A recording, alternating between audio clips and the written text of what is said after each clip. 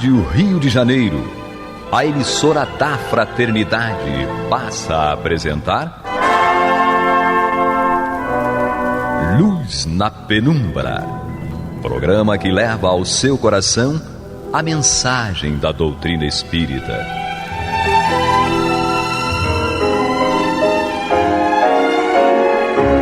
E com vocês, João Nogueira, para estudos de obras póstumas de Allan Kardec.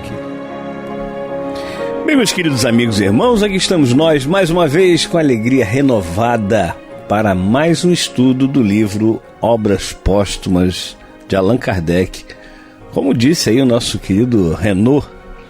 E nós, então, sem mais delongas, vamos ao estudo, continuar o estudo. Estamos estudando o capítulo Credo Espírita. Kardec, então, vem fazendo um preâmbulo, ou seja, uma introdução para aquilo que ele vai nos fornecer de informações na próxima etapa, provavelmente o programa que vem, que será princípios fundamentais da doutrina espírita, reconhecidos como verdades inconcussas.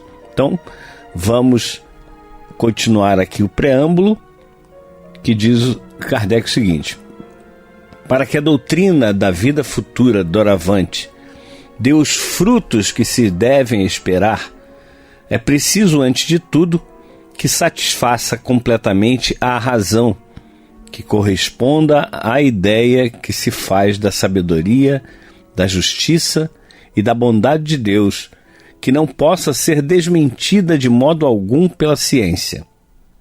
É preciso que a vida futura não deixe no espírito nem dúvida, nem incerteza que seja tão positiva quanto a vida presente, que é a sua continuação, do mesmo modo que o amanhã é a continuação do dia anterior.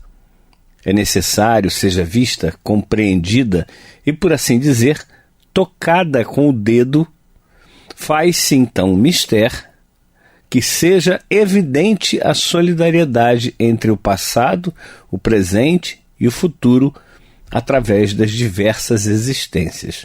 Então Kardec aqui nos trazendo essas informações que é fundamental que o ser humano entenda o momento que está vivendo. Quando Jesus fala lá para Nicodemos que o Espírito sopra onde quer, ouves-lhe a voz, mas não sabe de onde vem nem para onde vai. O que quer dizer isso? Jesus está dizendo que o Espírito sopra onde quer, ou seja, ele encarna onde quer. Às vezes não é exatamente isso, né? Muitas reencarnações, principalmente no planeta de provas e expiações, até o planeta de provas e expiações, as reencarnações são programadas pelos espíritos superiores, pelos chamados engenheiros da espiritualidade, que vão trabalhar para elaborar o novo corpo com todas as características necessárias para as lições que aquele espírito precisa receber. Então, é uma programação reencarnatória. Vai fazer essa elaboração e vai, talvez, com a ajuda do próprio espírito reencarnante, elaborar ali esse próximo corpo físico, essa próxima reencarnação.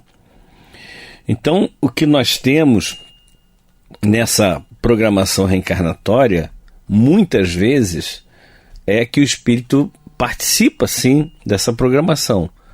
Mas tem horas que não, tem espíritos que não, porque alguns espíritos não têm capacidade de discernir, de escolher. Talvez espíritos mais infantilizados, eles podem escolher, não, eu quero uma vida boa, uma vida fácil, eu quero viver na riqueza, etc. e tal. E o espírito, quando está mais maduro, quando está mais consciente daquilo que necessita, ele pede coisas que vão ajudá-lo a realmente evoluir mais rapidamente. Porque o propósito é exatamente sair dessa inércia de nós andarmos muito pouco, não parar, mas andarmos muito pouco, muito devagar. Então a gente precisa tomar um impulso, andar mais rápido nessa questão da evolução. E algumas coisas que a gente pede, que a gente pode pedir para a próxima reencarnação, vão fazer com que a gente tenha um impulso maior, uma rapidez, agilize o processo da evolução. Assim Jesus fala: se o teu pé, se a tua mão, se o teu olho, enfim, se alguma parte do teu corpo te faz tropeçar, arranca-o e lança longe de ti. É melhor entrares na vida sem um olho, sem uma mão, sem um pé, do que todo o teu corpo venhas a se perder no vale do Éon. Então, a gente tem aí Jesus falando da programação reencarnatória, né? Se eu sei que eu tenho um problema sério de, por exemplo, cleptomania, ou seja, mania de roubar, às vezes a pessoa não precisa, mas ela tem aquela coisa dentro de si, né? Mania de roubar. A coisa é mais forte, muitas vezes é mais forte que a consciência da pessoa. Então ela vai e rouba. Então, se eu sei que eu tenho essa tendência muito forte, eu peço para nascer sem as mãos. Programação reencarnatória. Se eu utilizei mal os meus olhos, eu peço para nascer cego. Isso quando o espírito, volto a dizer, quando o espírito está maduro o suficiente para poder escolher. Quando não, aí a espiritualidade superior vai escolher por esse espírito. É por isso que a gente está aqui falando a respeito daquilo que Jesus disse, né? Que o espírito sopra onde quer, ouve-lhe a sua voz, ou seja, ele está encarnado, não sabe de onde vem nem para onde vai. De onde veio o espírito que está do meu lado, por exemplo, reencarnado? Né? De onde eu vim? Nem eu mesmo sei, por conta do véu do esquecimento. Eu não sei de onde vim, eu sei que eu vim do mundo espiritual, com certeza. E para onde eu vou? Eu vou para o mundo espiritual. Ok, mas como eu estava, como eu estarei? Com quem eu estava, com quem eu estarei? Trabalhando, não trabalhando, enfim, o que eu estava fazendo, como eu estava. Então, por isso que é essa incógnita, essa dúvida. Você não sabe. Quando você lida com alguma outra pessoa, um outro encarnado, você não sabe o que ela foi, o que ela fez e o que acontecerá no futuro depois que ela desencarnar. Não é? Por isso que muitas vezes as pessoas perguntam: minha mãe, meu pai, meu irmão, meu filho, meu isso, meu aquilo, desencarnou tem tanto tempo. Como estará esse espírito? Não sei. É mais fácil para a pessoa que convive imaginar como está essa pessoa, esse espírito, no caso, esse desencarnado, do que eu, que não conheço, não conheci. Então, quando você convive é mais fácil, mas mesmo assim é difícil de você cravar, né? Acertar em cheio. Minha mãe está muito bem porque ela era uma pessoa muito boa.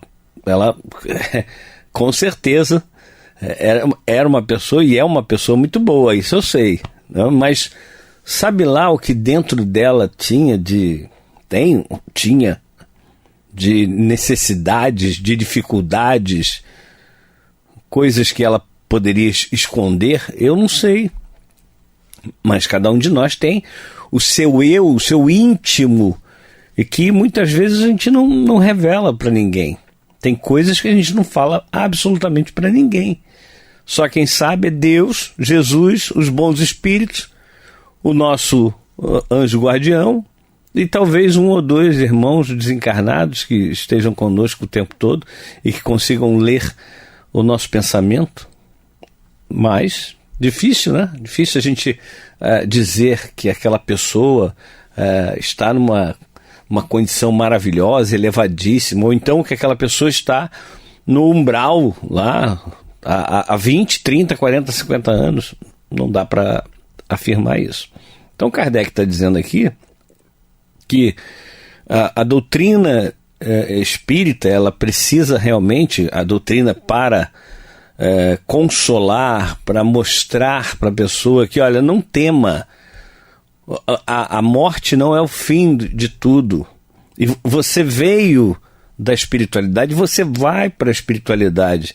E o hoje tanto é a resolução daquilo que nós fizemos no passado, como é o plantio daquilo que nós receberemos no futuro. Então é isso que Kardec está dizendo, que tem que ser uma doutrina que esclareça verdadeiramente o passado, o presente e o futuro. Continuando Kardec, tal a ideia que da vida futura apresenta o Espiritismo.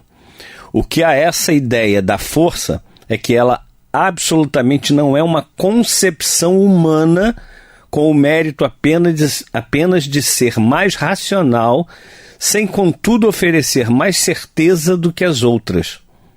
É o resultado de estudos feitos sobre os testemunhos oferecidos por espíritos de diferentes categorias nas suas manifestações, que permitiram se explorasse a vida extracorpórea em todas as suas fases, desde o extremo superior ao extremo inferior da escala dos seres. As peripécias da vida futura, por conseguinte, já não constituem uma simples teoria ou uma hipótese mais ou menos provável, decorrem de suas observações. São os habitantes do mundo invisível que vêm eles próprios descrever os seus respectivos estados, e há situações que a mais fecunda imaginação não conceberia se não fossem patenteadas aos olhos do observador.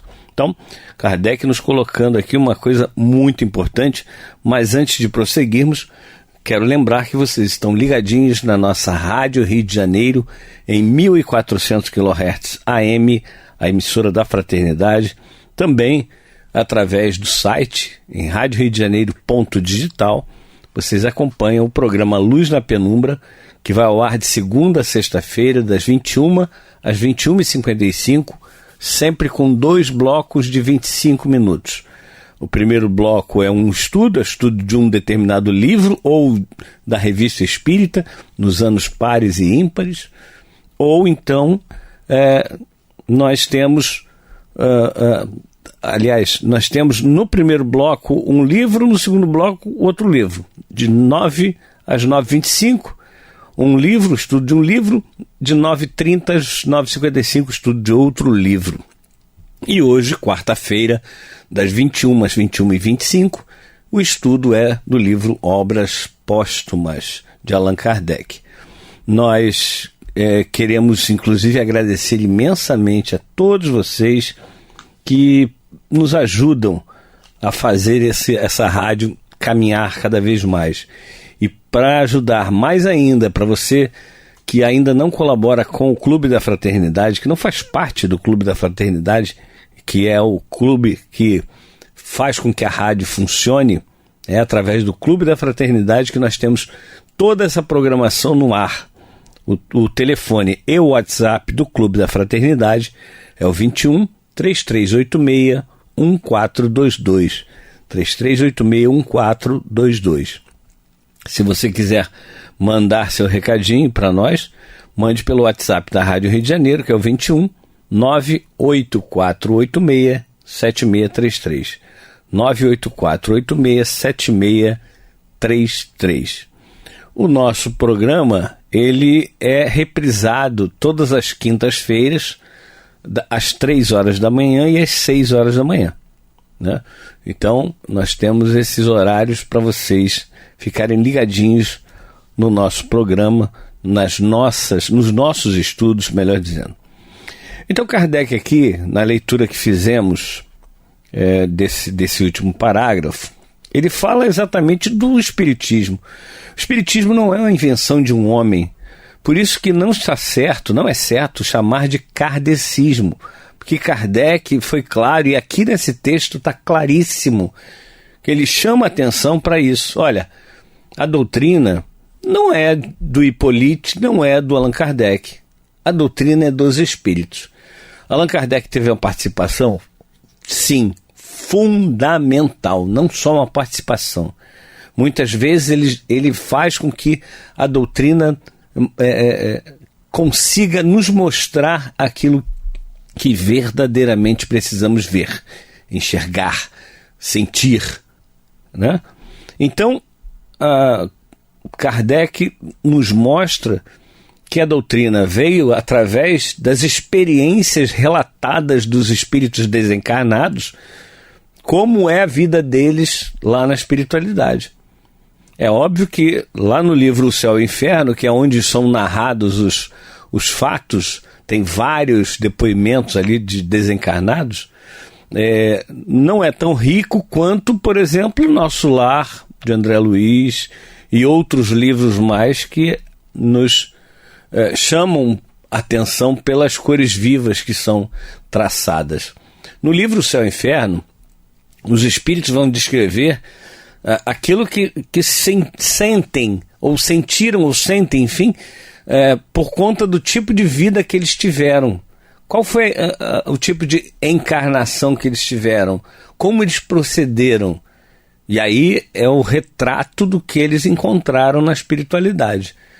Mas, claro, o André Luiz, entre outros espíritos, né, mas cito o André Luiz, que é o mais conhecido, ele narrou com cores fortes. É óbvio que nós sabemos que alguns pontos ali do André Luiz, dos livros do André Luiz, podem não estar exatamente de acordo com a doutrina espírita. Então nós precisamos estudar bem a codificação, e quando eu chamo doutrina espírita eu falo da codificação espírita, da codificação kardeciana, e nós precisamos conhecer bem a codificação para entendermos que alguns pontos podem não estar exatamente de acordo com a doutrina, e aí é fazer o que Paulo de Tarso dizia: lê de tudo, retende o que é bom. A gente tem que fazer esse filtro, né? Mas nós temos que fazer. Não é alguém fazer por nós. Nós não temos que ter um concílio, por exemplo. O espírita não tem concílio. O espiritismo não tem concílio. Tem pessoas que estudam e que vão debater aqueles pontos para demonstrar que o espiritismo diz isso, e não ao contrário.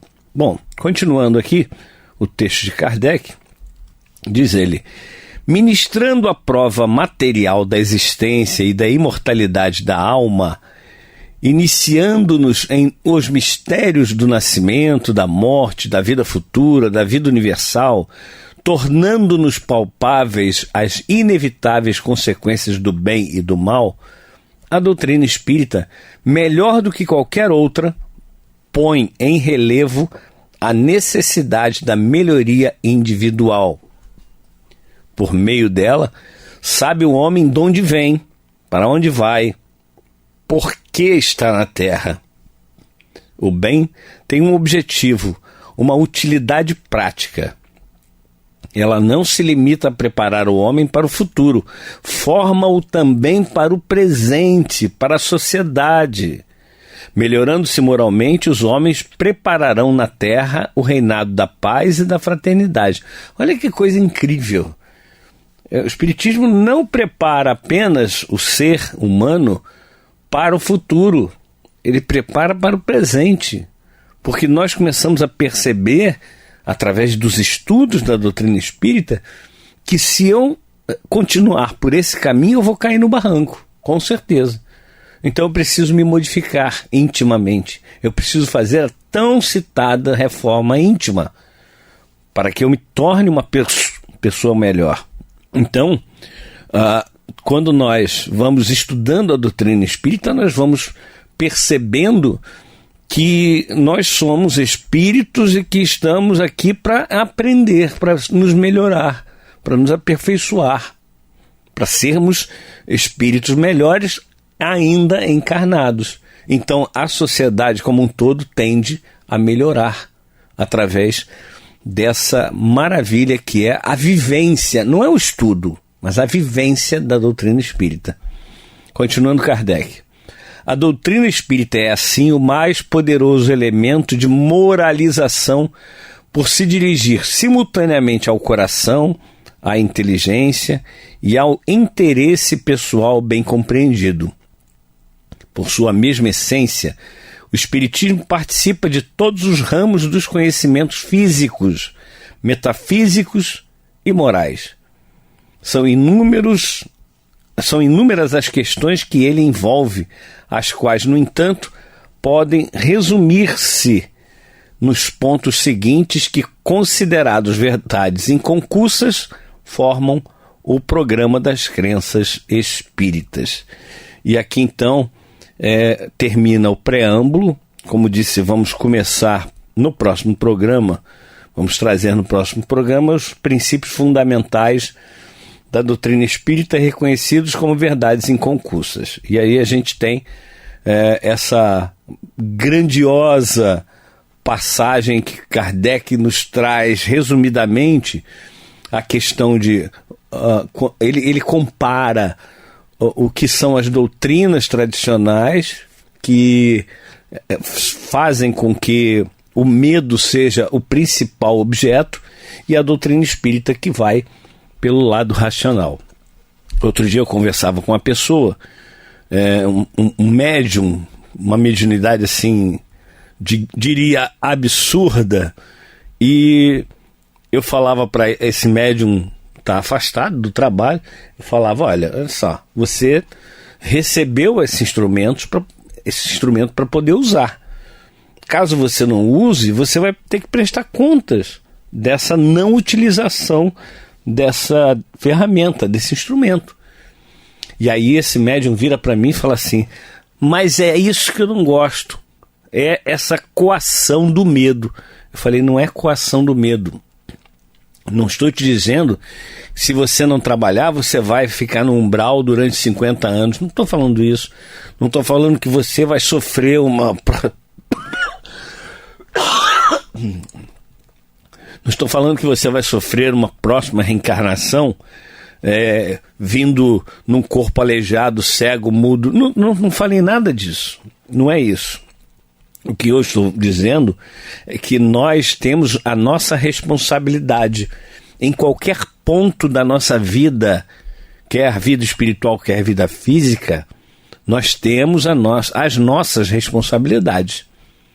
E aí, as nossas responsabilidades, elas podem fazer com que nós fiquemos bem, legal, maravilha, né? Tenhamos felicidade ou tenhamos alegrias, pelo menos, ou então podem fazer com que nós venhamos a sofrer. Isso é natural. Se eu descambar para o vício exagerado, para o vício sem freios, eu vou adquirir uma doença ou várias doenças que vão acometer meu corpo físico e vão fazer com que eu sofra. Então é uma questão racional, não é uma questão do medo. Mas, meus queridos amigos e irmãos, estamos terminando o programa de hoje.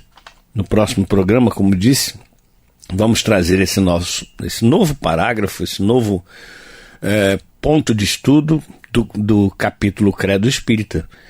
E daqui a pouquinho você vai acompanhar o estudo do Evangelho segundo o Espiritismo com o nosso Antônio de Pádua. Então, permaneça ligadinho na nossa Rádio Rio de Janeiro, 1400 kHz AM, e também Rádio Rio de Janeiro ponto digital. E a partir de amanhã, provavelmente amanhã, ou depois de amanhã no máximo, já estará no YouTube. Até a próxima oportunidade, se Deus assim permitir. Você está ouvindo o programa Luz na Penumbra.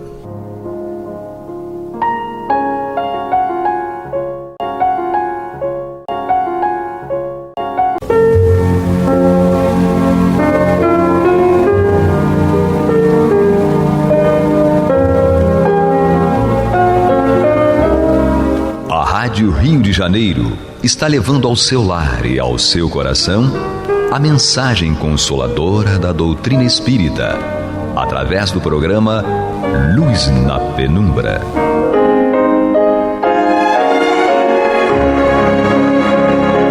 E com vocês, Antônio de Pádua Barbosa, para comentar o Evangelho segundo o Espiritismo, da obra codificada por Allan Kardec. Boa noite, meus amigos. Estamos aqui mais uma vez em continuidade ao programa Luz da Penumbra, no qual nós estudamos o Evangelho segundo o Espiritismo de Allan Kardec. Estamos ainda no seu capítulo 15, Fora da Caridade, não há salvação. Como eu falei no programa anterior, eu considero esse capítulo o capítulo da virada, mudança de chave, mudança de padrão para nós, porque a salvação, acho que é tudo aquilo que nós almejamos, seja ainda em vida a salvação, seja depois, como nós espíritos acreditamos, gostaríamos de ir para um lugar confortável, né? E não ir para lugar onde continuemos a sofrer as aflições que estamos sofrendo aqui em vida. Então, para isso, vamos dizer assim, a exortação do Espiritismo é: fora da caridade não há salvação.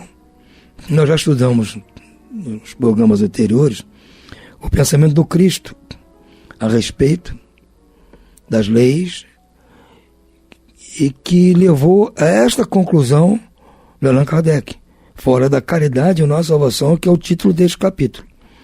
Mas outros pensadores também tiveram a mesma proposta, como nós vamos estudar hoje aqui. A proposta é de Paulo. Paulo foi um grande intérprete da doutrina do Cristo.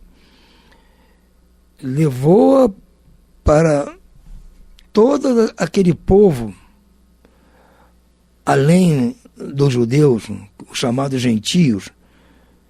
Chegou até Roma, passando pela Grécia, Turquia, Síria, todos esses lugares, levando a doutrina do Cristo e tendo que explicar ao povo de que se tratava. E no caso específico da caridade, dessa proposta do Cristo, ele foi muito direto. Eu tenho aqui o texto que Kardec trouxe para a nossa análise, está na primeira carta de Paulo aos Coríntios, capítulo 13, de 1 a 7. Capítulo 13, versículos de 1 a 7 e versículo 13 também. O que nos diz aqui, então, Paulo, para a nossa reflexão? Ainda que eu falasse as línguas dos homens e a língua dos próprios anjos, se eu não tiver caridade, serei como o bronze que soa ou como o símbolo que retine.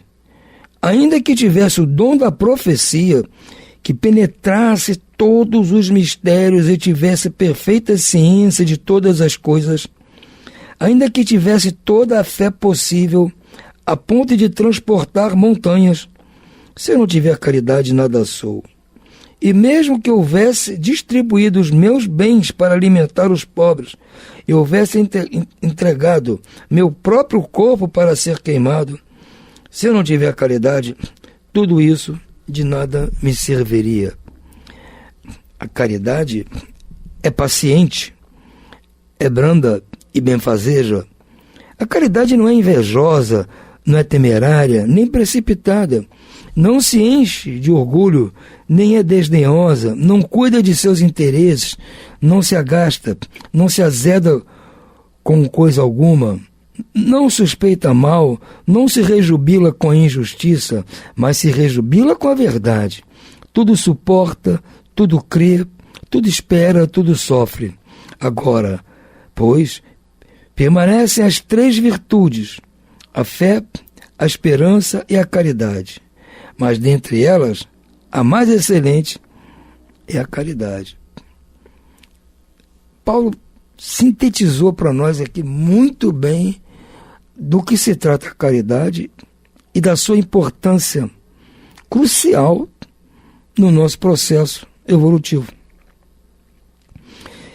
E Kardec comenta aqui: Paulo compreendeu de tal modo essa grande verdade que disse: ainda que eu tivesse a linguagem dos anjos, que eu tivesse o dom da profecia, que eu penetrasse em todos os mistérios, que eu tivesse toda a fé possível, a ponto de transportar montanhas. Se não tiver caridade, nada sou. Dentre essas 3 virtudes, a fé, a esperança e a caridade. A mais excelente é a caridade. Coloca assim, sem equívoco, a caridade acima até da fé. É que a caridade está ao alcance de todo mundo, do ignorante, do sábio, do rico como do pobre, e porque independe de qualquer crença particular. Fez mais. Define a verdadeira caridade, mostra não só na beneficência, como também no conjunto de todas as qualidades do coração, na bondade e na benevolência para com o próximo. Então vamos ver aqui o que Paulo está nos trazendo. Eu aprecio muito essa parte aqui, no 2º parágrafo desse texto do Paulo, que o primeiro parágrafo, Kardec já nos deu aqui a sua explicação e nós vamos ver mais adiante. Mas eu, pessoalmente, gosto muito desse 2º parágrafo. Diz o seguinte: a caridade é paciente, é branda, benfazeja. A caridade não é invejosa, não é temerária, nem precipitada, não se enche de orgulho, não é desdenhosa, não cuida de seus interesses, não se agasta, nem se azeda com coisa alguma, não suspeita mal, nem se rejubila com a injustiça, mas se rejubila com a verdade. Tudo suporta, tudo crê, tudo espera, tudo sofre. O que eu falei no outro programa? Que Kardec nos trouxe aqui. Caridade e humildade, tal o único caminho para a salvação. Ou seja, não é só a caridade, tem que ser caridade com humildade. E é o que Paulo está nos dizendo aqui. Tudo isso que ele fala em relação a como a caridade deve ser, está relacionado com a nossa humildade. E como eu costumo sempre dizer, praticar a caridade, fazer o bem, é uma das coisas mais difíceis que há para nós fazer. E é a nossa salvação, é o caminho que nós temos. Não é difícil para nós entendermos isso, compreendermos esta verdade. Agora, é dificílimo pôr em prática. Porque, gente, se fosse fácil, nós já estaríamos praticando a caridade há muitos milênios. Que estaríamos salvos já há muito tempo. Nós não praticamos. Não é por maldade, veja bem, não é maldade nossa. É por ignorância, por não saber exatamente como praticar a caridade, nem fazer o bem. É difícil. Por que está dizendo aqui? Se eu praticar a caridade com meu irmão que está necessitado disso ou daquilo, seja uma coisa material, seja uma coisa moral, seja o que for, eu estou disposto a ajudar. Mas será que eu vou ser paciente? Ele pode estar tão exaltado, tão necessitado, que está desesperado. Eu tenho que ter paciência para entender e não precipitar. Mas será? Eu quero ajudar, não sei o que, você está atrapalhando. Acontece isso com a gente, porque a gente perde a paciência. Será que eu vou ser brando? Não ajudar? Ou vou na hora me exaltar e dar um passa fora? Estou querendo ajudar e você está atrapalhando. Gente, nós fazemos isso. Ele está dizendo, cadê a nossa humildade? Ela é benfazeja, ou seja, aí está tudo bem, a caridade faz o bem. Isso aí não seria complicado. Agora, ela não é invejosa, eu não posso praticar a caridade invejando qualquer outra coisa. Não só algo que a pessoa tem ou faz, ou algo que seja, ou que outro irmão nosso está fazendo em benefício de um outro. Não posso ser invejoso. Nem temerária, fazer coisas que ponham em risco alguma coisa. Não dá. Nem precipitada. Às vezes a gente bota a carroça na frente dos burros. Às vezes tem que aguardar para fazer o bem, o momento certo. Porque a pessoa está no desespero, você chega... Não, calma.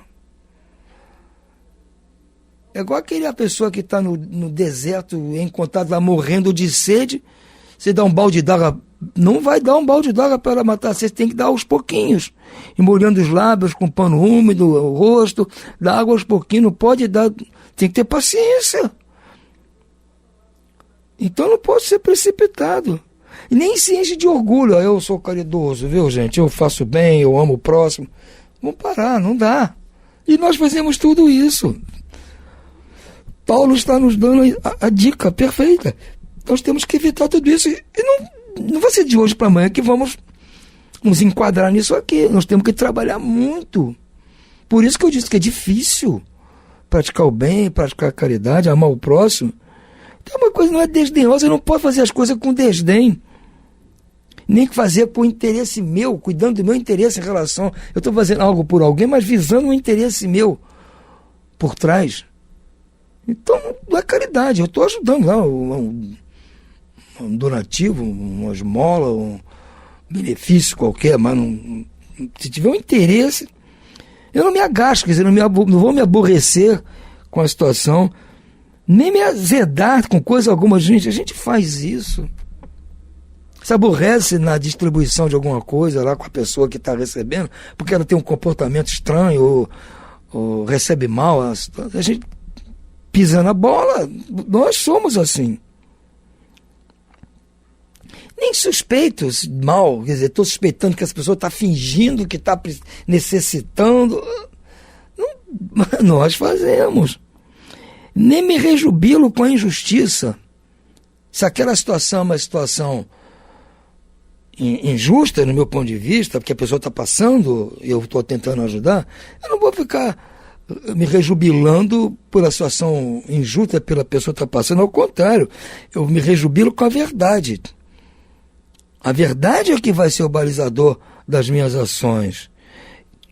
O cara que pratica a caridade, nós que praticamos a caridade, tudo suportamos, tudo cremos, tudo esperamos e tudo sofremos, porque a caridade eu faço com alguém que eu amo. Se eu amo aquela pessoa, então eu tenho que sofrer por ela, eu tenho que esperar, eu tenho que acreditar, suportar. Se eu faria isso pelos meus filhos, eu tenho que fazer pelo próximo. Antônio, isso é complicado, não é complicado, é muito complicado, é para lá de complicado, gente. Por isso, nós não estamos aqui querendo virar santo da noite para o dia.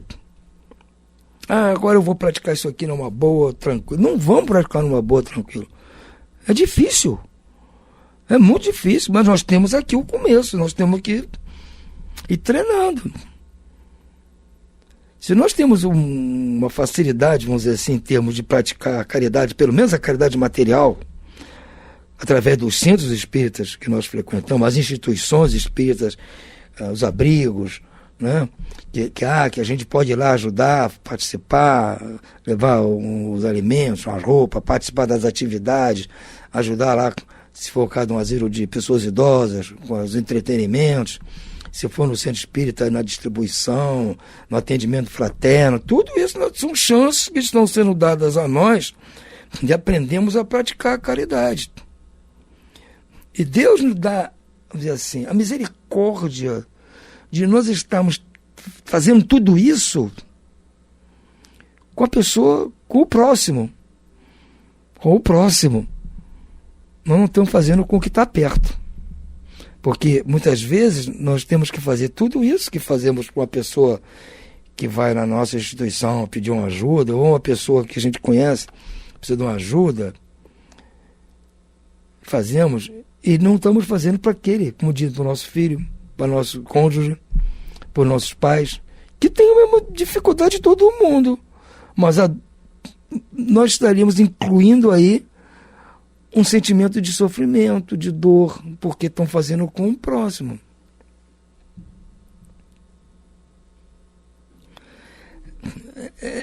É aquele caso, né? Você está ajudando, por exemplo, uma pessoa ou mais pessoas de uma forma total. Ajuda de todas as formas que a pessoa, na parte de saúde, na parte econômica, serviço, leva para médico, faz e tal, leva o alimento, faz tudo o que for possível para aquela pessoa, que a pessoa está em extrema dificuldade, problemas gravíssimos de saúde. Então você resolve tudo para aquela pessoa. Aí as pessoas chegam para você e falam assim: puxa, mas você é um cara que faz muito por essas pessoas, querendo elogiar, tudo bem. Mas a pessoa tem que pensar e dizer assim, veja bem, eu estou feliz em fazer isso aqui, agradeço a Deus todos os dias a oportunidade de eu estar ajudando estas pessoas, porque Deus me deu a misericórdia de eu não ter que fazer isso pelas minhas filhas, pelos meus filhos. Eles não estão precisando. Graças a Deus, então eu tenho disponibilidade de tempo, saúde, né? Eu tenho disponibilidade. Então estou fazendo para essas pessoas. Então eu dou graças a Deus que assim, esse problema, essa situação, eu estou resolvendo para o outro, para o próximo. Eu não estou passando por essa situação com o meu perto, com quem está perto, com meus filhos, minhas filhas, minha mulher. Então a pessoa tem que dizer isso, olha, aleluia, graças a Deus, Deus me deu esse trabalho, é com a pessoa. Então não está imbuído ali aquele sentimento consanguíneo. A pessoa tem que estar botando ali o sentimento de amor ao próximo, que é um treinamento, está avivando o seu amor ao próximo. Mas existe o amor ao próximo que tem uma componente da consanguinidade, de outros componentes matrimoniais. Você tem uma série de outros componentes que se miscuem com o seu sentimento de amor ao próximo. E aí você talvez fizesse as coisas com desespero. É muito mais complicado. Agora, se você está fazendo pelo próximo, se Deus deu a você a chance de fazer a caridade, seja ela qual for, o meio que for, o tipo que for de caridade, com o próximo, gente, agradeça a Deus. Agradeça a Deus por isso, que não é com o que está perto. Então, como Kardec segue aqui, diz que Paulo compreendeu essa grande verdade, dizendo aquilo que nós vemos aqui no primeiro parágrafo. E ele segue, coloca ainda, sem equívoco, que a caridade está acima da fé, porque ele diz, dessas três virtudes, a fé, a esperança e a caridade, a mais excelente é a caridade. Ou seja, ele põe a caridade, Paulo põe a caridade acima da própria fé, que eu tenho muita fé em Deus, fé nisso, fé naquilo, tudo bem, mas acima da fé está a caridade. Por quê? É que a caridade, ou seja, porque isso acontece, a caridade está acima porque a caridade está ao alcance de todo mundo. Do ignorante como do sábio, do rico como do pobre. Porque independe de qualquer crença particular, ou seja, a prática da caridade não depende de fé, pode ser materialista, pode não acreditar em nada. Pode ser rico, pode ser pobre, pode ser feio, bonito, não importa. Pode ser sábio, pode ser ignorante, não importa. A caridade está ao alcance de todos. Porque eu sempre digo, a caridade começa quando você acorda e dá bom dia. Sai para a rua, cumprimenta as pessoas, o porteiro, o segurança, as pessoas que estão ali. Você cruza, bom dia, bom trabalho. Ou quando vai para casa, boa noite a todos. Você despede. Você está desejando a pessoa um bom dia, um bom trabalho. Isso é caridade, que é o bem. Isso é benevolência, querer o bem. Isso é a primeira caridade que dá para fazer. E com o coração desejar um bom dia, não uma coisa pro forma. Deseja às pessoas bom dia, bom trabalho, bom fim de semana, que tudo corra bem. Fique com Deus, vá com Deus. Nós brasileiros temos esse belo costume de sempre falar para as pessoas, não, vá com Deus. Consegui isso, obrigado, graças a Deus, nós temos esse costume. Costume belíssimo, belíssimo. Eu tenho amigos estrangeiros que, poxa, vocês tudo falam em Deus. Sim, mas a gente confia em Deus. Então, desejo que a pessoa vá com Deus, eu estou desejando o melhor, porque eu gostaria para mim de ir com Deus. Eu desejaria para mim ter um bom dia, eu quero ter um bom dia. Então, o que eu quero para mim, eu quero para os outros, dou bom dia. Eu entro no elevador, bom dia. Eu vou ao mercado, entro no elevador do mercado, que tem do subsolo para o primeiro andar. Bom dia para ascensorista. Quando eu saio, tenho um bom dia, tenho um bom trabalho. Para os caixas, a mesma coisa. Porque eu gostaria de ter um bom dia, eu gostaria de ter um bom trabalho. Então, se eu quero para mim, eu tenho que querer para os outros. Isso não depende de eu ser rico, ser pobre, feio, bonito, ignorante, sábio. Não depende. Se for uma coisa mais ainda difícil de se praticar, eu conseguir, eu vou fazer. Se não der, eu falo, amigo, infelizmente não dá para eu fazer. Eu vou arrumar alguém que faça, eu vou procurar, vou ajudar você a procurar quem pode te ajudar. Se der para eu ajudar, eu vou fazer. Se não der. Não, hoje em dia, se alguém tiver o carro Se uma moça lá furou o pneu do carro dela, eu não vou poder me oferecer para trocar o pneu, porque eu não tenho mais força para isso, né? Mas no passado, eu tinha que chegar, pode deixar que eu troco o pneu. Eu já fiz isso, por que não... Como já fizeram para mim, recentemente. A pessoa viu que eu não tenho condição de trocar o pneu. Falei, não, pode deixar, senhor, eu troco para o senhor. Eu acho isso lindo, cara.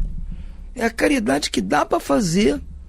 E na hora que nós estamos treinados nessas caridades simples, nós vamos ter condições intrínsecas nossas, dentro do nosso DNA, de fazer qualquer caridade. Qualquer uma.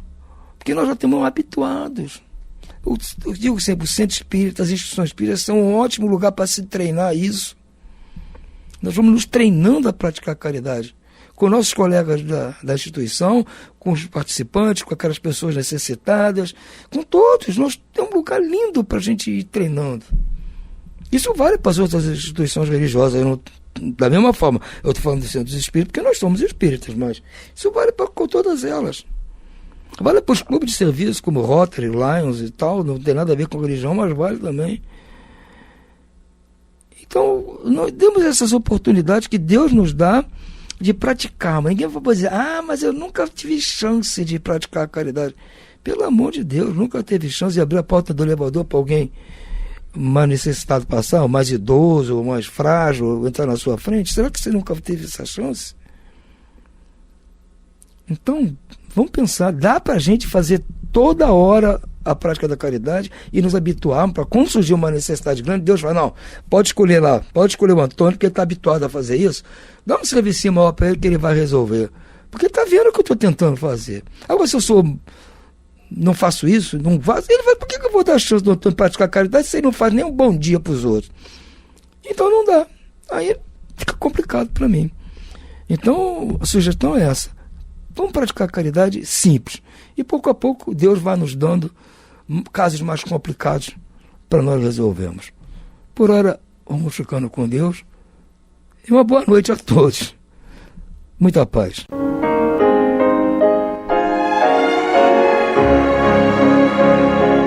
E vamos ouvir agora a prece de encerramento de nosso programa, na voz de Geraldo de Aquino. Jesus, dá-nos coragem para a luta, piedade para os insultos e misericórdia para as injustiças e ingratidões. Limpa nossa alma de inveja e ambições mesquinhas, de ódio e de vingança o nosso caminho. E que dentro em pouco, ao recolher-nos de novo ao calor do nosso leito, para que o sono nos dê a paz e o esquecimento das tristezas humanas, possamos sentir, Senhor, no mais íntimo de nosso ser, a doçura indefinível do Teu amor e a grandeza incomparável da Tua divina presença. Que assim seja.